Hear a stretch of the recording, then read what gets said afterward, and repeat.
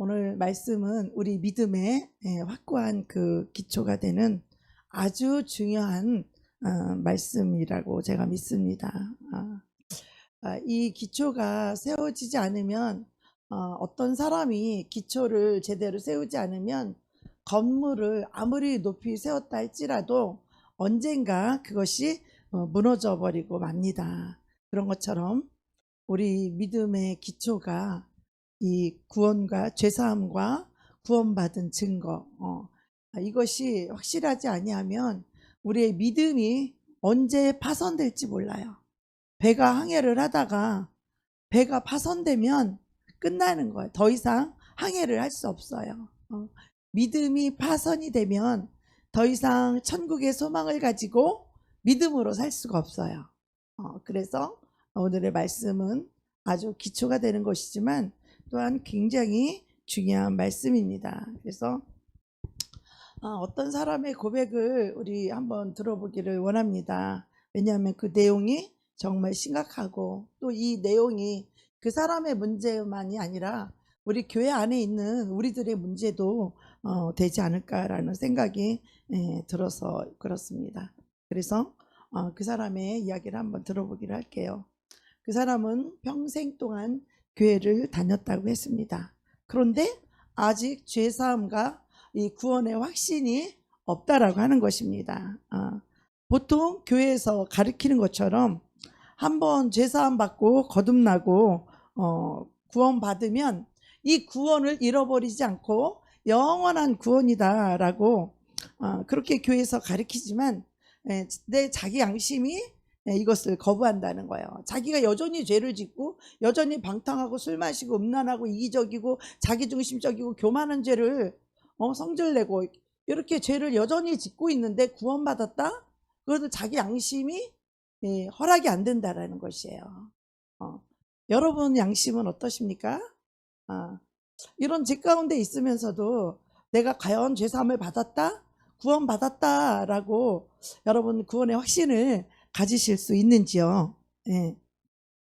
그래서 그 사람은 많은 성경 공부를 했고 많은 교리를 알고 있지만 자기 마음에는 하나님께서 자기 죄를 용서했다라고 하는 그 확신이 없다라고 했어요. 왜냐하면 여전히 죄악 가운데 살고 있기 때문에 그렇습니다. 그리고 기도도 한다고 말했어요.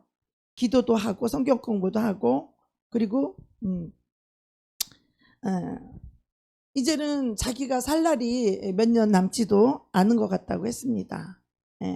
그게 아마 연세 드신 분의 이야기 같아요. 평생 교회를 다녔다고 하는 거 보니까. 그리고 살 날이 몇 년 수없이 많은 세월이 남은 게 아니라 자기 죽을 날이 몇 년 안 남았다는 거예요.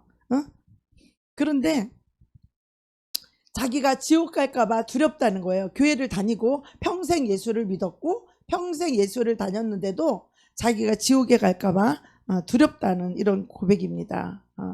여러분은 이 그리스도인의 이 고민이 여러분 마음에 와 닿으십니까? 어떻습니까? 원래 많은 사람들이 이 죄사함의 경험을 하고 싶어서 아니면 내가 용서받았다는 그 증거를 받고 싶어서 교회에서 열심히 공부하고 또 기도하고 또 봉사도 하고 사랑을 나누려고 애쓰기도 합니다. 어떤 사람은 심지어 바다를 건너서 외국에 나가서 선교사까지 할 수도 있습니다. 그럼에도 불구하고 이 죄사함의 이 경험 속으로 들어가지 못해서 고통당하는 그런 영혼들이 오늘날 정말 많이 있다라고 하는 것입니다. 그러면 우리가 예수를 믿는 목적이 무엇인지 내가 구원받았는지가 정확히 이게 확신이 들지 않는다라면 여태까지 신앙생활이 과연 무슨 소용이 있겠습니까? 그리고 평생을 교회를 다녔는데도 지옥에 갈까봐 무섭다고 한다면 평생 교회 다닌 것이 정말 무슨 의미가 있겠습니까? 오늘 만약에 그런 분이 계시다면 예수님께서 여러분의 마음을 만져주시고 하나님께서 여러분의 영혼을 이렇게 거두어주시기를 축복합니다. 죄 사함에 대해서 우리가 말을 하면요, 많이 나오는 얘기가 있는데 그게 뭐냐면 하나님께서 내 죄를 용서해 주시는 것은 내가 믿겠습니다. 나를 위해서 십자가에서 피 흘려 돌아가신 것을 그것은 저는 믿습니다. 그런데 문제는 뭐냐면 죄를 사함받은 것은 믿는데 그런데 그 죄 가운데 있는 나를 이 죄에서 건져주시는 것을 믿지 못하는 거예요. 그리고 이 죄악 속에서 우리를 영혼을 구원해 주시고 건져 주시는 그 하나님의 능력을 알지 못한다라는 것이에요. 많은 사람들이 자기 힘으로 죄를 버려보려고 죄를 끊어보려고 노력하다가 실패하고 낙심하고 절망하는 것을 저는 너무나 많이 보았습니다. 내 자신 역시도 내 힘으로 예수를 믿고 회개하고 성령을 받았음에도 불구하고 여전히 제가 똑같은 죄를 날마다 지을 때 정말 나라는 인간은 도대체 뭔가 나라는 인간은 이렇게 찌질인가, 나라는 인간은 정말 도대체 어떻게 된 인간인가 하고 내 자신을 자학하고 내 자신에 대해서 실망하여서 내가 내 자신을 얼마나 이렇게 했는지 모릅니다. 왜요? 하나님께서 나를 죄악에서 건져주는 하나님의 권세와 권능을 제가 알지 못하고 내 힘으로 스스로 죄에서 빠져나오고 싶고 죄를 끊고 싶어서 그랬었던 것 같아요. 여러분은 어떠십니까?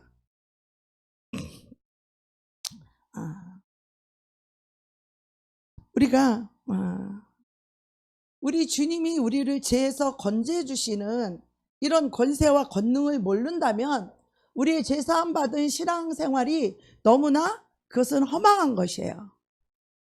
죄사함 받은 게 무슨 의미가 있습니까? 여전히 죄악 가운데 살고 있고 여전히 세상 사람과 똑같이 죄를 짓고 있는데 죄사함 받은 게 무슨 의미가 있어요? 죄사함 받고 용서받았다는 게 무슨 의미가 있어요? 똑같이 세상 사람과 욕심으로 살고 이기심으로 살고 교만함으로 살고 자기 중심으로 살았다면 그 죄사함을 받은 은혜 받은 사람이나 세상에 은혜 받지 않는 사람이나 무슨 차이가 있겠어요? 그런 신앙으로는 우리가 죄사함이 무엇인지를 전혀 우리가 이해할 수 없기 때문에 왜냐하면 이 죄사함과 이 죄에서의 건짐받는 이 죄사함은 하나님의 능력으로 이루어진다는 것을 우리가 이해할 필요가 있습니다. 그 능력을 믿지 못하면 죄사함 속으로 들어가지 못한다는 것이죠. 그리고 회개를 했는데 또 죄를 지니까 나는 용서를 받았나 안 받았나? 당연히 확신이 없죠. 그죠? 죄사함이 확신이 없을 수밖에 없죠. 근데 사도 바울은 죄사함이 무엇인지 분명하게 우리에게 말씀해 주고 있습니다. 골로새서 1장 14절에 보면 그 아들 안에서 예수 그리스도 하나님의 아들 그 아들 안에서 우리가 구속 곧 죄사함을 얻었도다. 여기서 사도 바울이 뭐라고 말합니까? 구속 하나님의 것으로 너는 내 것이야 라고 사랑의 구속 죄값을 치르고 예수의 피로 값을 치르고 너는 내 거야 라고 구속 경험받는 이 경험은 죄를 사함받는 것뿐만 아니라 죄를 용서받을 뿐만 아니라 이 죄에서 붙잡혀 있던 모든 죄와 시험에서 완전히 풀려나는 것을 경험하는 것이 바로 구원입니다. 할렐루야. 크게 아멘합시다. 죄를 단순히 용서받는 것, 죄사함 받는 것뿐만 아니라 그 죄에서 죄에 붙들려 있던 그 죄악에서 완전히 풀어져야 돼. 자유케 돼요. 더 이상 죄에 끌려다니지 않은 상태. 죄를 사함 받을 뿐만 아니라 더 이상 죄에 끌려다니지 않고 죄에서 완전히 자유케 되고 시험에서 완전히 풀려나는 이것이 구원의 경험이라는 뜻입니다. 예를 들어서 돈을 사랑하고 있던 사람이 죄사함을 받으면 돈을 사랑하는 그 집착에서 완전히 풀려나고 다시 예수님을 사랑하게 된다는 것이에요. 아멘. 그래서 이 죄사함의 경험은 너무나 분명하고 너무나 확실한 것입니다. 아멘. 말로만이 아니라 진짜로 구원은 실제입니다. 아멘. 죄에서 완전히 노임받고 자유케 되는 경험을 말합니다. 그래서 그 돈에 그 집착에서 풀려나는 것을 말하고 그것을 구원이라고 말하고 그것이 바로 죄 사함 받은 사람의 증거인 것입니다. 여러분 이 복음을 믿으십니까? 아멘. 다 믿으시죠? 네. 이것이 여러분을 이 세상과 죄로부터 구원해서 천국에 데려가는 구원의 복음입니다. 우리가 이 구원의 복음을 정확하게 이해하지 못하고 있습니다. 그래, 예수 믿고 돌아가셨어. 나 그거 믿어. 그리고 내 죄를 고백만 하면 내 죄를 사함받고 나는 천국 갈 수 있어. 이거는요 허망한 믿음이에요. 믿음은 너무나 실체적이고 너무나 구체적인 것이에요. 정말 내가 죄사함의 은혜를 받았다면 이 죄에서 풀려나오는 이 경험까지 가야 되는 것이에요. 아멘. 그래서 만약에 우리가 죄를 사함받지 못한다면 어떤 증세가 나타날까요? 어떤 증세가 나타날까요? 계속해서 죄에 끌려다니게 되겠죠? 용서받았다 그러고 죄사함 받았다 그러고 구원받았다고 하는데 여전히 죄에 끌려다니게 되겠죠? 계속해서 죄를 짓게 되겠죠? 끌려다니게 되겠죠? 그래서 많은 사람들이 자기 양심이 알아요. 자기가 죄악 가운데 여전히 죄를 짓고 있고 죄에게 끌려다니고 있다는 것을. 그래서 많은 사람들이 하나님께서 나를 받으셨다라고 하는 그 믿음을 갖지 못해서 이 사람처럼 그렇게 고통스럽게 살아가는 거예요. 예수를 믿으면서도. 그래서 온갖 일을 하면서 하나님께 인정을 받으려고 해요. 그것을 대체해서 다른 것으로. 예를 들어서 교회 와서 봉사하고, 예를 들어서 헌금을 많이 내고, 그래서 하나님의 일을, 온갖 일을, 선한 일을, 착한 일을 많이 함으로써 하나님께 인정을 받으려고 하는 복음이 아닌 다른 복음으로 하나님께 접근한다라는 거예요. 다른 복음은 없습니다. 십자가의 보혈을 흘려주신 그 피면 우리는 충분합니다. 그 죄를 진짜로 회개하고 용서받고 죄사함 받은 양심은 살아있는 양심이에요. 살아있는 자예요. 영이 살아있는 자.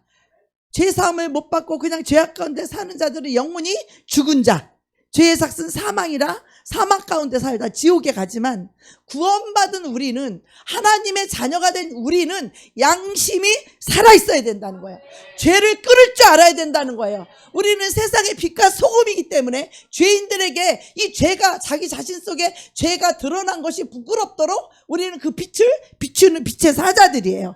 아멘. 내가 거룩하지 못하고 내가 의롭지 못한데 어떻게 죄인들에게 빛을 비출 수 있어요? 내가 거룩하고 당당하고 내가 그리스도의 의의를 가졌을 때 우리는 세상에 빛이 될 수 있고 소금이 될 수 있는 것이에요. 그럴 때 그들의 양심이 찔리게 되고 그들의 그 죄를 가지고 예수님 앞에 나와서 제사함을 받고 구원을 받을 수 있는 우리는 빛의 역할을 감당해야 되는 거예요. 먼저 예수를 믿은 우리가 올바르지 못하고, 먼저 예수를 믿은 우리가 의롭지 못하고 세상 사람과 똑같이 더럽고 세상 사람과 똑같이 욕심쟁이고 교만하고 이기적이라면 그 사람들이 예수를 믿어야 될 의미를 알지 못하는 거예요. 말로만 구원받았다? 예수 왜 믿어요? 천국 가려고. 그렇게 해갖고 천국 못 가요. 세상 사람들이 우리를 오히려 더 잘 판단해요. 그런데 우리는 양심이 때로는 어두워져서 내가 죄악 가운데 있으면서도 구원받았다라고 하는 이 헛된 야망에 붙들려 있다라는 거예요. 그럼 복음이 아니에요. 이 구원의 확신은요, 우리 인간들이 만들어낼 수 있는 게 아니에요. 구원은요, 실제적이고 확실한 것이에요. 구원을 받았는지 못 받았는지 정확하게 알 수 있는 거예요, 본인이. 오늘 아침에 내가 밥을 먹었는지, 내가 결혼했는지 안 했는지 내 자신이 확실하게 아는 것처럼 구원받은 사람도 내가 구원을 받았는지 아직 내가 구원받지 않았는지를 본인이 아는 거예요. 근데 오늘날 많은 교회에서 이 예정론이라는 이 교리를 통해서 이 구원의 확신을 막 주려고 그래요. 응? 예수를 영접하면 당신은 하나님의 자녀고 이미 구원받기로 예정되어 있어서 당신은 멸망하지 않아.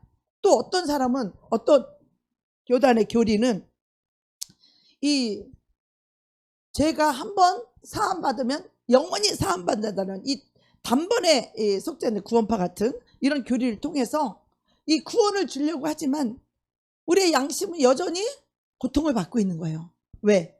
내가 죄악 가운데 있는데 그냥 예수의 피를 용서받아서 그냥 간다고? 두리뭉실 그냥 간다고? 그런 구원은 없습니다. 그런 복음은 없어요. 한국교회가 이렇기 때문에 교인들이 너무나 더러운 상태에 살고 있고 세상 사람들과 별반 다르지 않는 것이에요. 교회 다닌다는 이유로 구원을 받아요? 교회에 오래 다녔다는 이유만으로 천국을 갑니까? 교회에 오래 다녔다는 이유만으로 하나님의 자녀가 됩니까?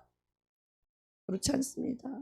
하나님이 인정하지 않아요. 그래서 천국 갈 사람이 지극히 적다라는 것이에요. 좁은 문으로 가야만이 그 길이 구원의 길이라는 것이에요.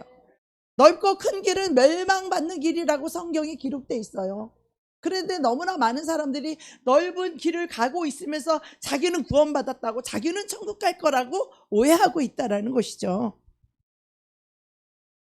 그래서 그 교리를 통해서 구원의 확신을 주지만 참된 죄사함은요, 하늘 평안을 얻게 돼요. 정말로 죄를 사함받는 마음의 평강이 강같이 흘러요. 내 심령의 은혜가 충만하게 돼요. 죄 사함받은 영혼들은 내가 사랑했던 돈, 명예, 권세 이런 것 쓰레기라는 걸 알아요.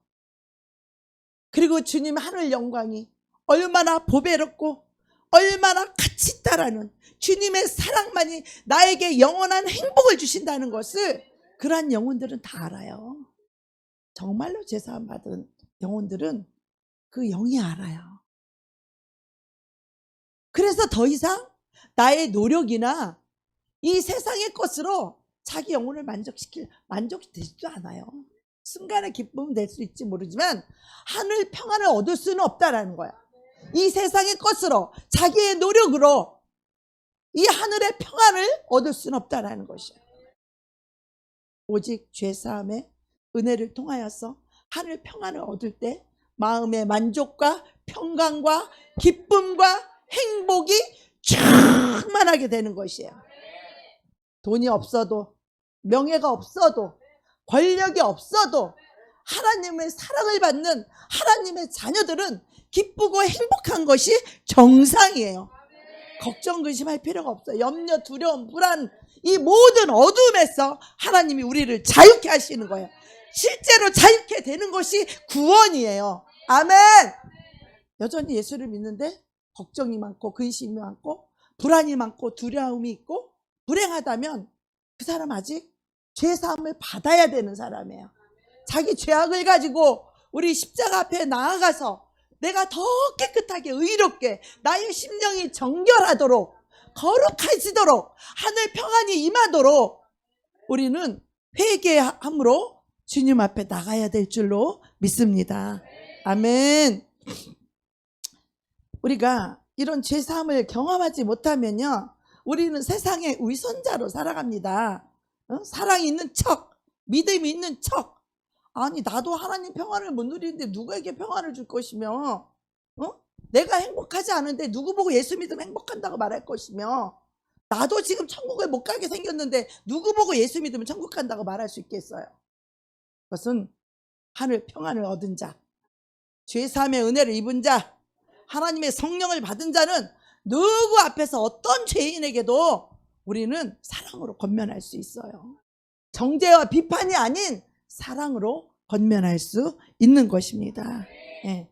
근데 이 하나님의 큰 사랑과 이 자비를 우리가 느끼지 못하기 때문에, 죄사함을 받지 못했기 때문에 그런 상황에서 오랫동안 교회를 다니게 되면 어떻게 되냐? 우리의 성품이요, 죄로 찌들어 버려. 죄로 찌들어 버려서 찌질이가 되는 거예요. 사랑과 은혜를 받지 못해서 외롭게 살아가요.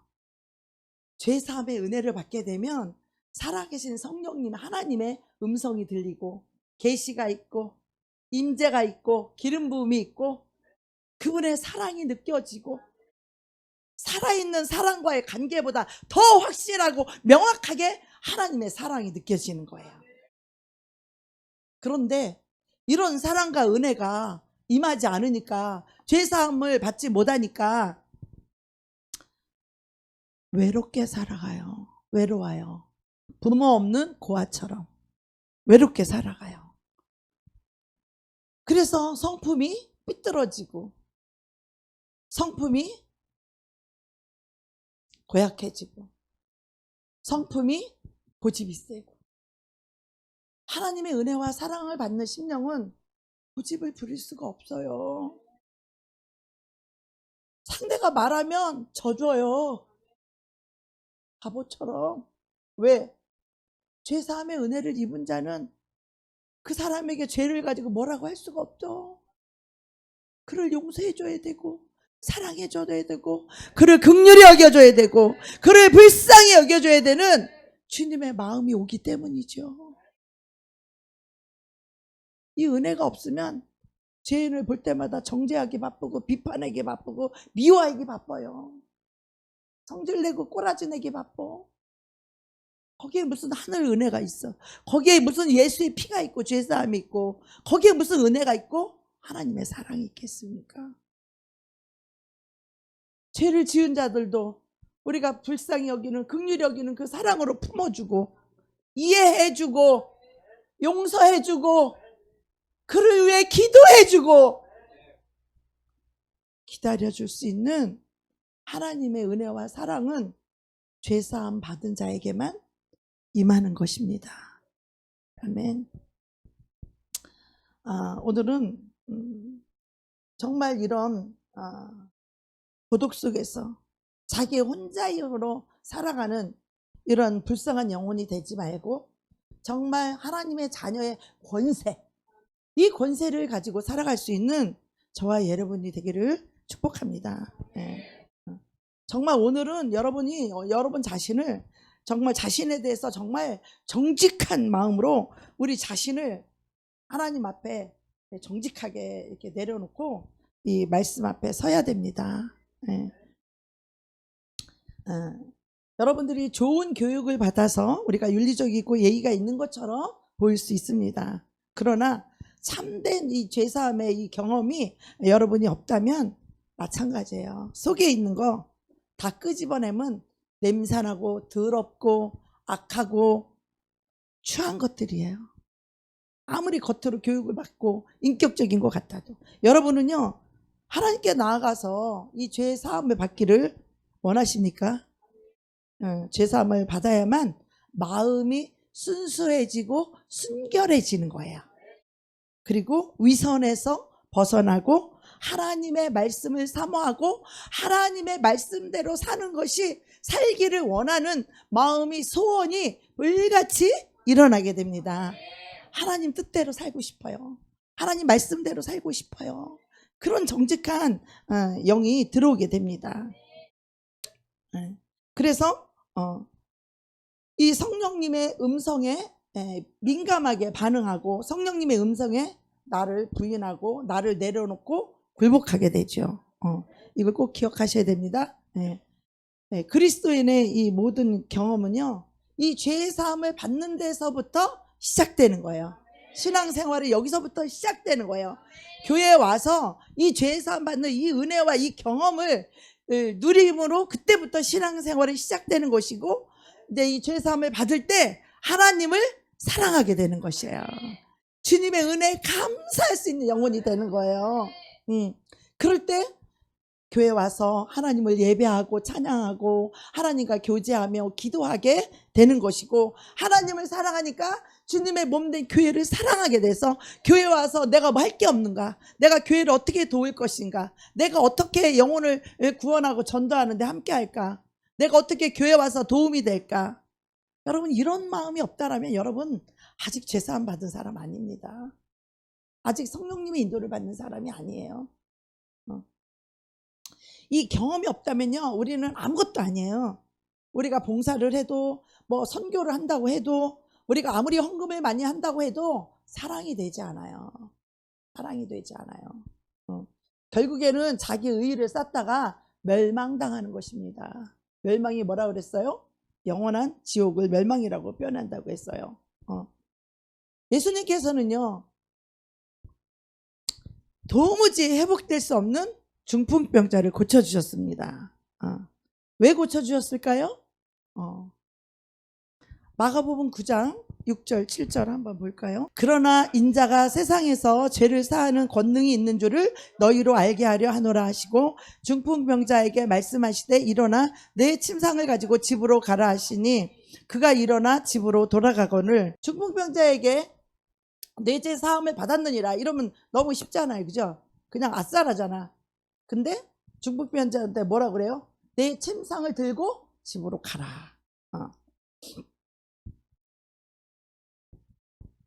근데 그러나 인자가 세상에서 죄를 사하는 권세가 있는 줄을 너희로 알게 하려 함이라. 여러분, 완전한 죄를 사함받은 사람은요, 질병 치유됩니다. 아직 죄 사함을 받지 못한 부분이 남아있기 때문에 아직 온전하지 않는 거예요. 우리가 죄 사함을, 주님이 원하는 게 있어요. 우리의 죄를 고백하길 원하고, 나를 내려놓기를 원하고, 나의 고집을 내려놓기를 원하고, 내 이기심을. 주님은 그것을 기다리는 거예요. 왜? 주님께 오면 내가 죄를 사함받는다는 이 믿음이 중요한 거예요. 아멘. 중풍병자도 내가 이 예수님 앞에 가기만 하면 내가 죄를 사함받고 이게 고침받는다라는 그 믿음이 있기 때문에 그 친구들의 믿음, 그 본인은 믿음이 없었어요. 예수가 누군지도 몰라요.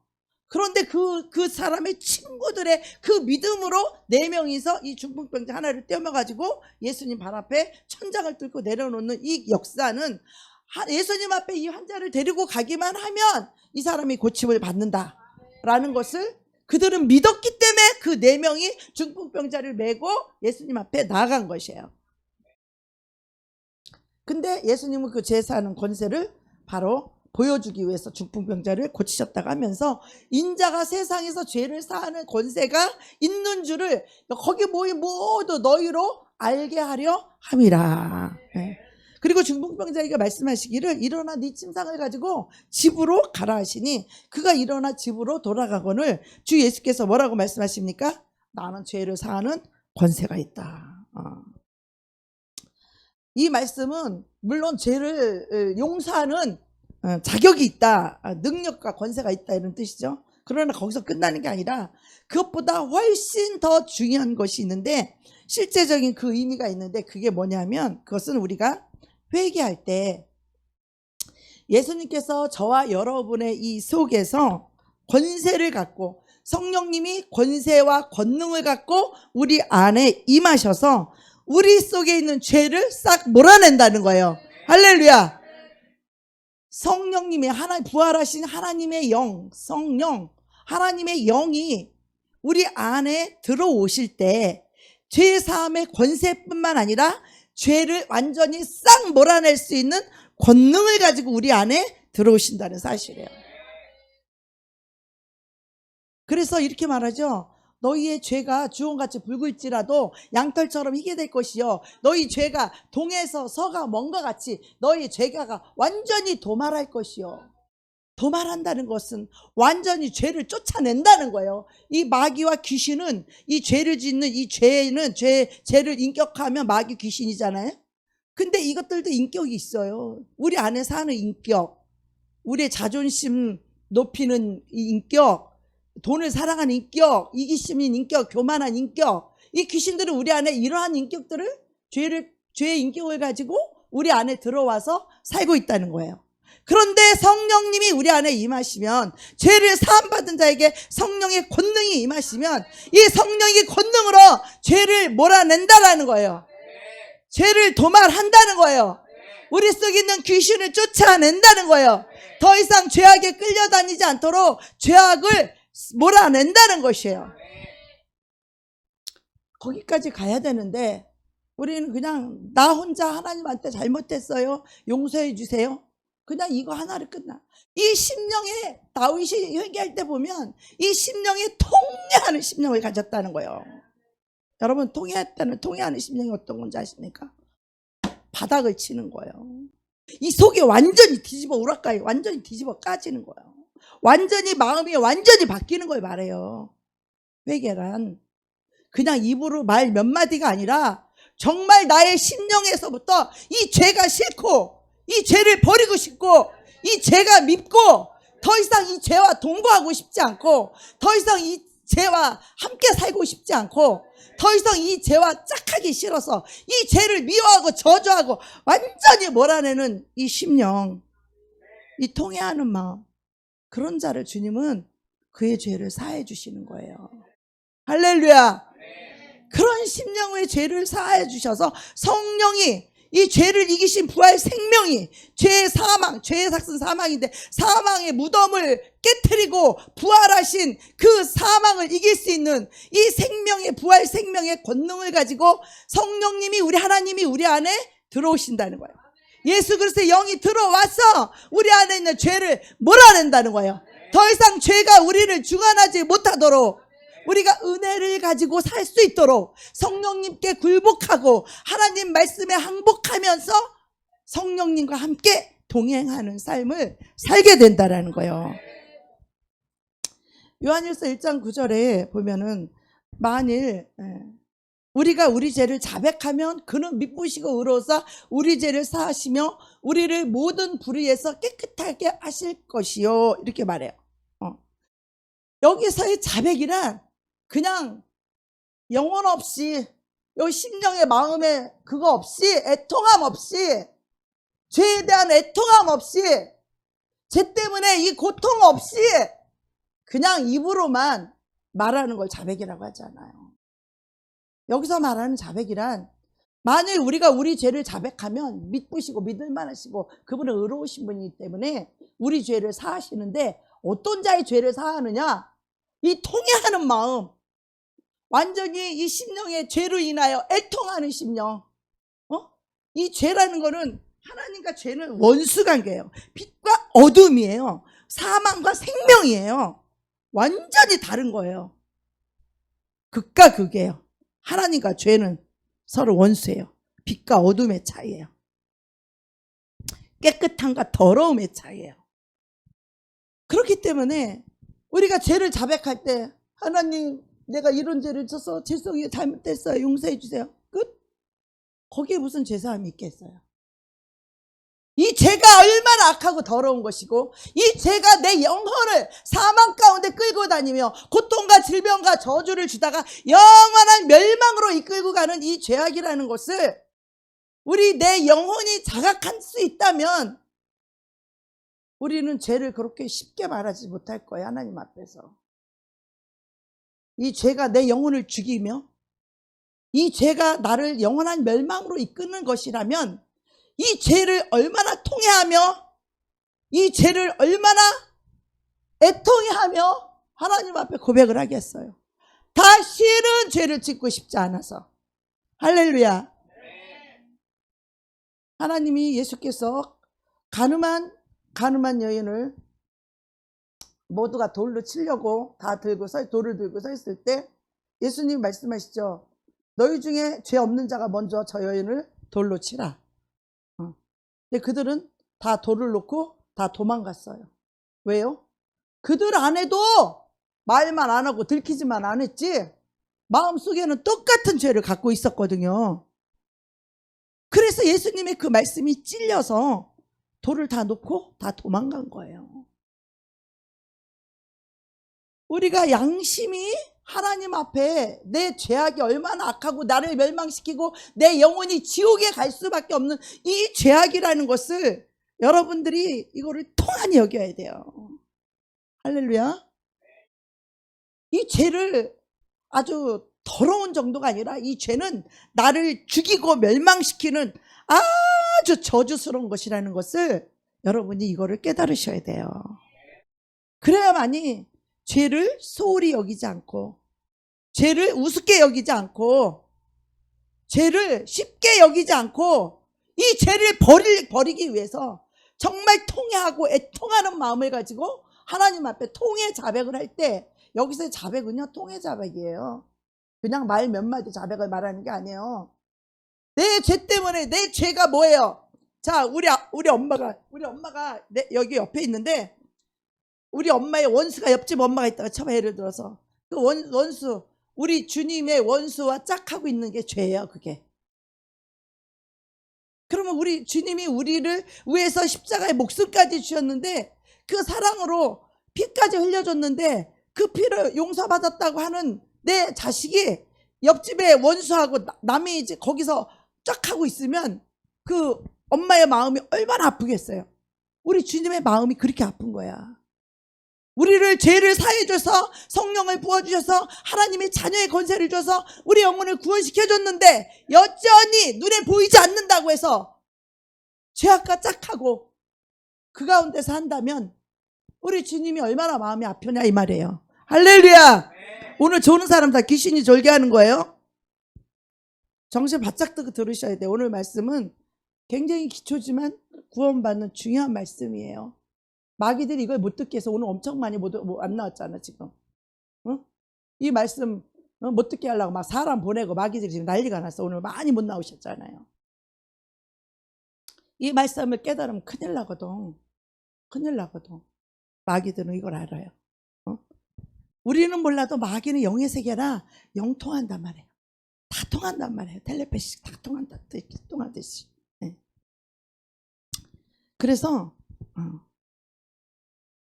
그는 믿을만하고 의로우신 분, 죄를 사해주기 때문에 의로우신 분이에요. 또 우리 죄를 용서받으면 우리도 깨끗하게 돼서 의롭게 되고, 또 의로움을 받은 자는 또 용서를 하면서 의롭게 사는 것이 당연한 거 아니겠어요? 이것이 구원의 복음이고, 이 진리가 얼마나 명확합니까? 그죠? 여러분, 다른 사람이 용서가 안 된다? 여러분 용서 못 받은 사람이에요. 구원받고 용서받은 사람은 순간에는 죄가 나를 충동지시켜서 내가 화를 낼 수도 있고 순간에 속을 수는 있어요. 그러나 얼른 돌이키고 다시 뉘우치고 다시 용서하게 됩니다. 아멘. 이게 바로 구원받은 자의 모습이에요. 네. 그래서 여러분이 죄를 사함받을 때, 용서받을 때 여러분의 마음이 깨끗하게 되고 정결하게 되는 이 경험을 여러분이 하셨나요? 지금 이걸 말하는 거예요. 예수께서 죄를 용서해 줄 뿐만 아니라 마음 깊은 곳에, 우리 심령의 깊은 곳에 들어오셔서 권세와 권능을 갖고 오셔요. 죄를 사할 수 있는 이 권세와 권능을 갖고 우리 안에 들어오셔서 도무지 고칠 수 없는 우리의 질병들을 해결해 준다는 거예요. 질병들을. 할렐루야. 그런데 교회를 다녀도 예수님이 내 죄를 사해 준 건지 안 사해 준 건지, 내 병은 고쳐줄 건지 안 줄 건지 막연하다면 여러분은 복음을 정확하게 모르고 계시는 거예요.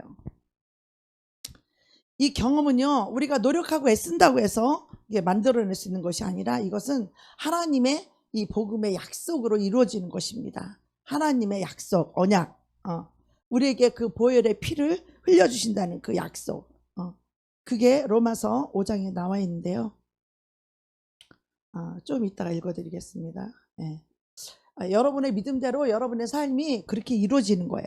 믿는 자에게 죄사함의 권세가 임하고, 여기에 죄를 이길 수 있는 파워, 죄를 이길 수 있는 능력, 죄를 승리할 수 있는 권능,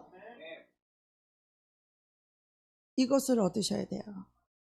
이것을 얻으셔야 돼요. 그래서 성령 충만을 외치는 거예요. 그래서 우리가 기도해야만이 나의 양심이 하나님 앞에서 고백이 되어지고, 나의 죄를 기도하다 보면 하나님과 낯살이 지금 기도를 하고 있는데 뭐 허공에다 우리가 기도하는 거 아니잖아요. 인격이신 하나님 앞에 내 마음을, 진실을 이야기하는 게 기도잖아요. 아무 대사 없이 그냥 혼자 소리 지르는 게 기도는 아니잖아요. 우리는 분명히 하나님 아버지 앞에 내가 양심을 가지고 기도하는 거잖아요. 할렐루야. 내 죄를 자백하는 거잖아요. 하나님의 도움을 구하는 거잖아요. 나의 필요를 구하는 거잖아요.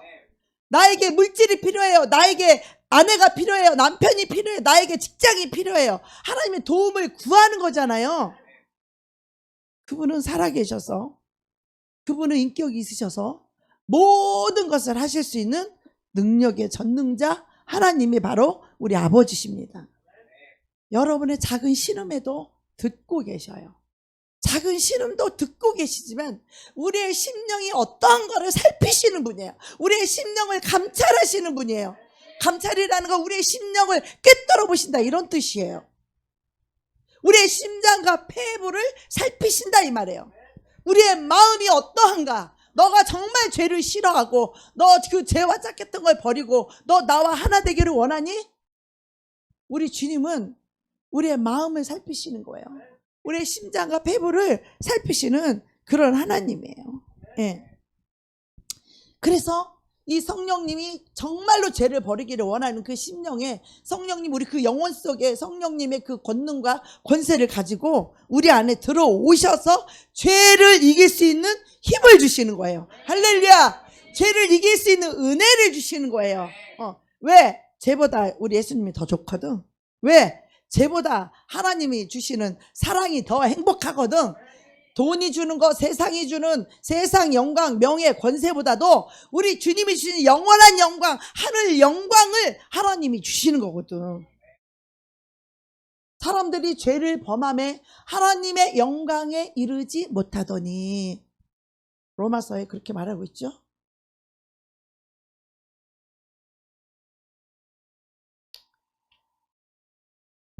우리가 아직까지 우리 주님 한 분만 붙잡지 못하고, 물론 영적으로 성장하고 자라가면서 하나씩 하나씩 세상 것이 내려지기도 하지만 또 단번에도 내려져요. 알아요, 양심이. 주님을 사랑하게 돼요. 주님의 은혜가 너무 감사하게 돼요. 나같이 악하고 더러운 이런 인간을, 이 세상 70만 80만 인간 중에서 나같이 더러운 거를 하나님이 택하셔서 나를 불러내셔서 내 죄를 사해 주시고 하나님의 자녀 삼아 주시고, 이 악하고 더러운 인간을 하나님 목사까지 세워 주시고, 그 은혜를 하나님 앞에서 그 은혜를 잊을 수가 없는 거예요. 그 은혜를 잊어버리면요, 그때부터 배은망덕한 자가 되는 거야. 그때부터 자기 잘난 맛에 살게 되고 이기심으로 다시 살고 다시 옛사람으로 돌아가서 또 다시 돈으로 살고 명예로 살고 이 더러운 걸 취하면서 사는 거예요. 천국의 소망, 하늘 영광이 아닌 이 땅의 영광을 구하며 사는 그런 삶을 살게 된다는 거예요.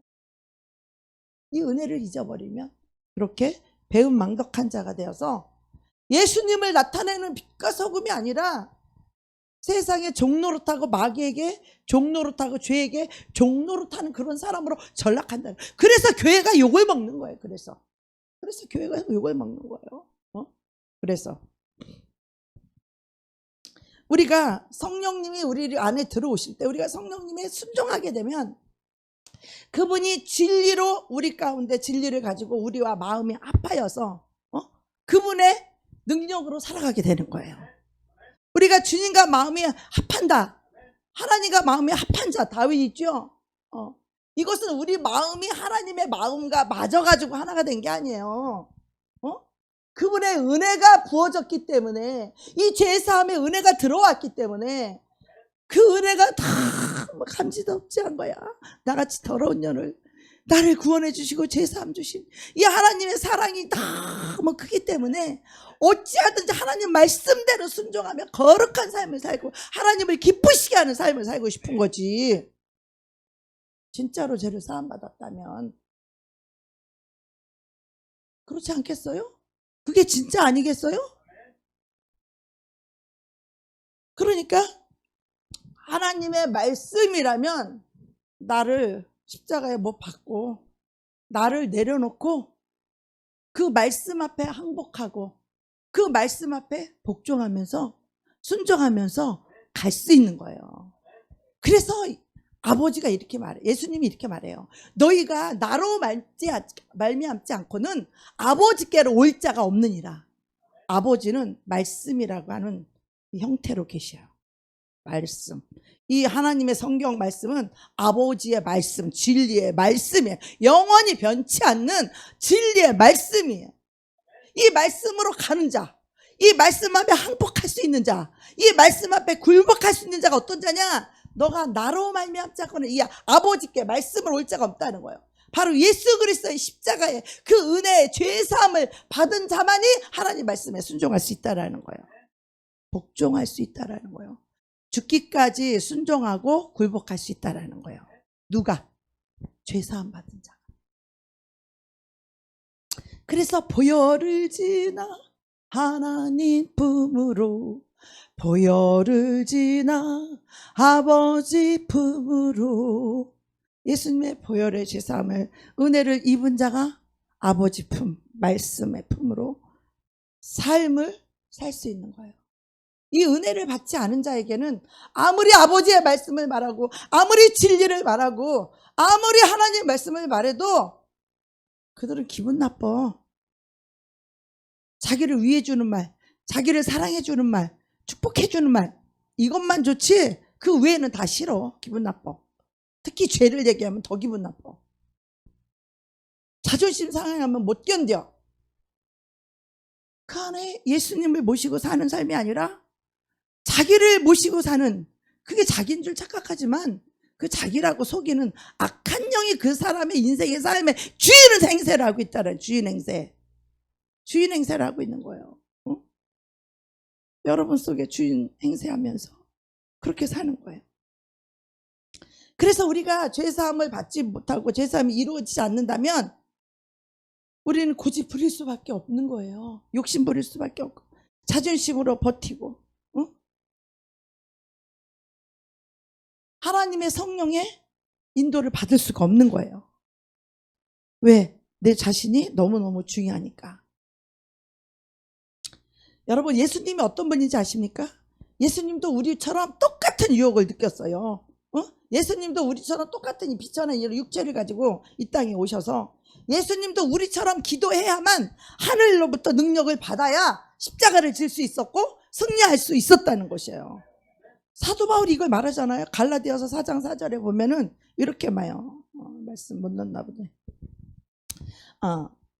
예수께서 율법 아래 때가 참에 하나님이 그 아들을 보내서 여자에게 나게 하시고 율법 아래 나게 하신 것은 예수를 율법 아래 있는 자들을 속량하게 하시려고 우리로 아들의 명분을 얻게 하려 하심이라.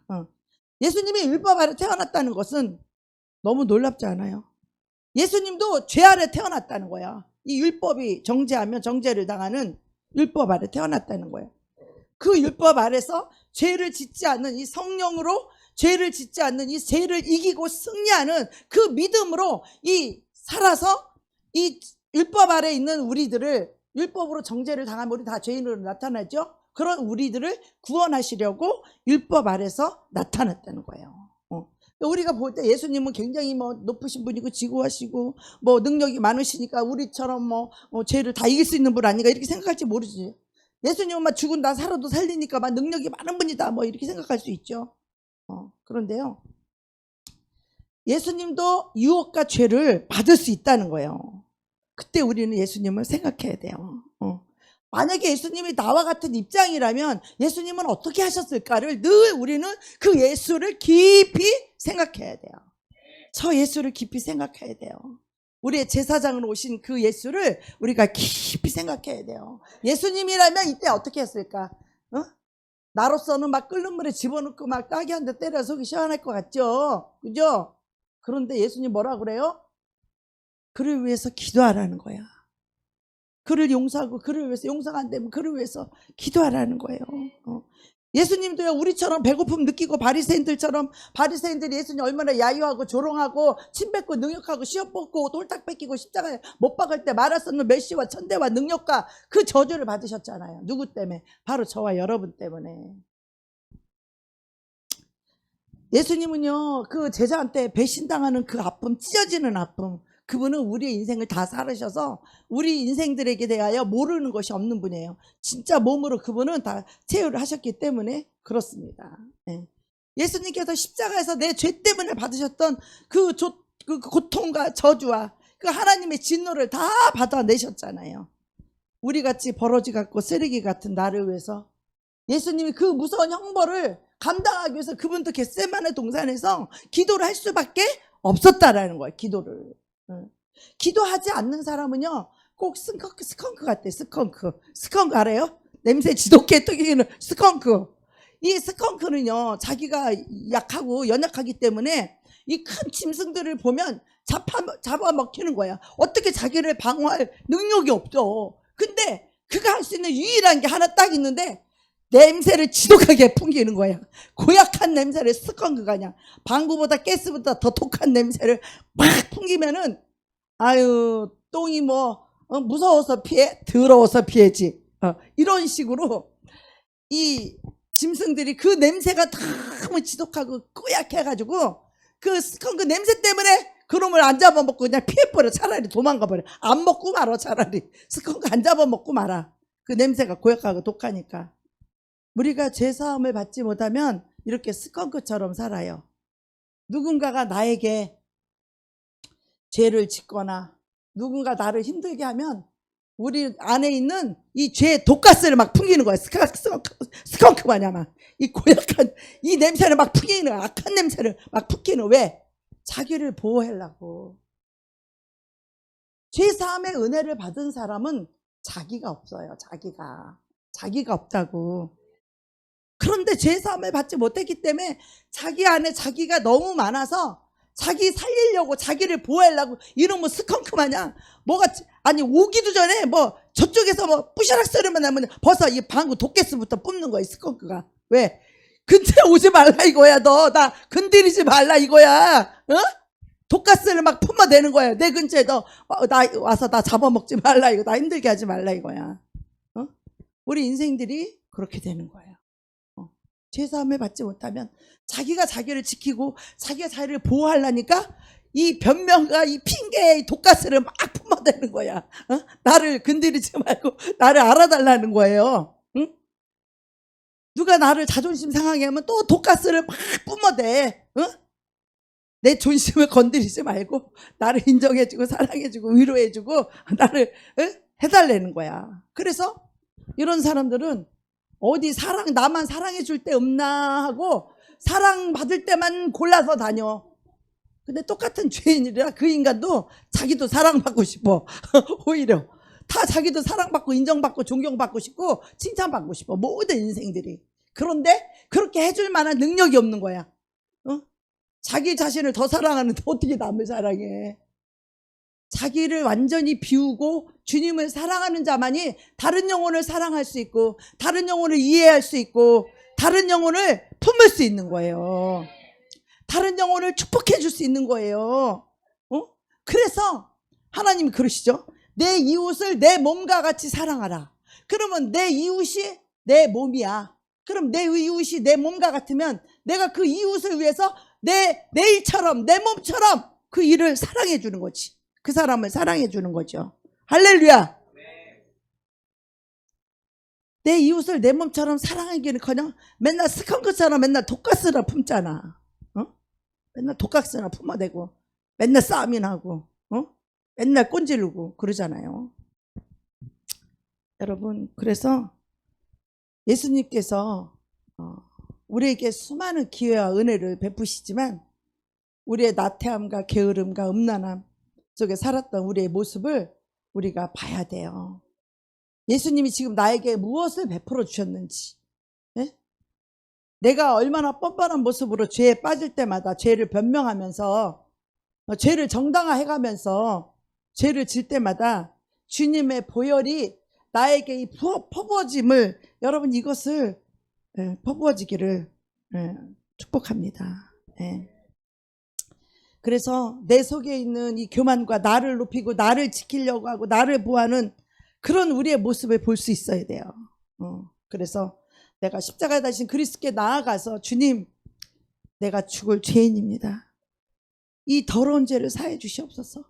이 내 속에 있는 죄를 증오하셔야 돼요. 사람을 증오하는 것이 아니라 잘못한 사람을 미워하고 증오하는 것이 아니라 내 속에 있는 내 죄를 용서하지 못하게 하는 내 죄를 미워하고 증오하셔야 됩니다. 몰아내야 됩니다. 대적해야 됩니다. 이 원수를 완전히 몰아내야 됩니다. 그래서 이 죄에서 완전히 자유와 해방을 얻게 되면, 성령님이 오시게 되면 마음이 평안하고 마음이 기쁘고 마음이 행복하기 때문에, 내가 행복한데 누가 나를 찔러도 괜찮아. 행복해. 그래도 행복해. 그러니까 남을 미워할 이유가 없는 거예요. 내가 행복하지 않으니까, 나의 죄사함을 못 받았으니까, 내 안에 하나님의 은혜와 사랑이 없으니까 이 찌르고 스컹크처럼 이 독가스를 풍기는 것이죠. 그 독가스 풍기는 사람 누가 가까이 가고 싶겠어요? 그러니까 혼자 외롭고 고독하게 사는 거예요. 그리고 엉뚱한 거로다가 하나님을 사랑한다고 일로써 하나님의 사랑을 대체하려고 하고, 혼자 살려고 하고, 이런 것들이 주님의 완전한 죄사함의 은혜와 사랑과 그 기쁨과 평강을 맛본다면, 우리는 그 사랑을 가지고 모두를 품을 수 있고 모두를 안을 수 있고, 어떤 죄를 저었어도 저는 그 사람이 밉지가 않아요. 그 사람이 아무리 잘못하고 실수를 해도 밉지가 않아요. 그를 긍휼히 여기는 마음이고, 그를 위해서 더 기도해주고, 그가 예수의 복음을 알기를 원하고 십자가의 죄사함의 은혜를 받아서 그도 나처럼 평강과 기쁨과 행복을 부여받아서 하나님의 자녀의 이 권세를 가지고 하나님께 구하는 것마다 다 응답받고, 그렇게 행복하게 살다가 영원한 이 생명을 가지고 천국을 살다가 천국에 가는 거예요. 죽은 다음에 천국에 가는 게 아니에요. 이 땅에서부터 하나님의 영이 나에게 임해서 이 땅에서 행복과 평강과 기쁨으로 살다가 천국에 들어가는 것입니다. 아멘. 우리 모두 그렇게 되기를 주의 이름으로 축복합니다. 아멘.